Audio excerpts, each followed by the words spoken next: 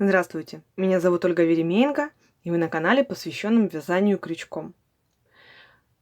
Мы начинаем серию уроков для начинающих. Я показываю на примере вязания из трикотажной пряжи, и, естественно, это применимо к любой пряже. У меня трикотажная пряжа вторичного производства, пряжа Фани, которую производим мы, и крючок 7 мм толщиной.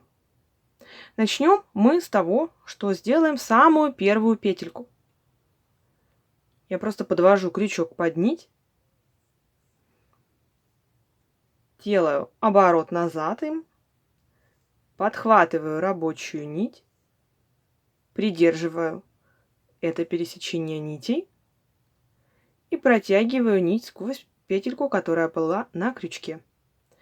Это наша первая петля. Узел этот я затягивать не буду, я всегда использую эту петельку для провязывания, чтобы не было лишних узлов.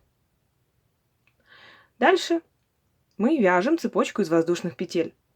Мы просто подхватываем рабочую нить и протягиваем сквозь петлю на крючке. Подхватываем рабочую нить и протягиваем сквозь петлю на крючке. Смотрите, вот у нас уже провязано 3 петли. 1, 2, 3, 4, 5, 6, 7, 8, 9. Вот и провязала 10 воздушных петель. Вот наша цепочка, это ее лицевая сторона. Вот ее изнаночная сторона. Вот эти вот бугорки с обратной стороны еще называют изнаночной полупетлей. Провязывают обычно столбики, вводя крючок под одну вот эту вот ниточку. Но в зависимости от ситуации также можно провязывать за вот эти задние полупетли.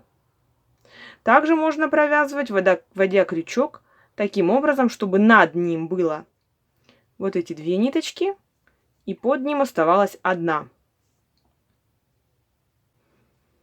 Наша цепочка из воздушных петель готова. Она получается вот такая эластичная.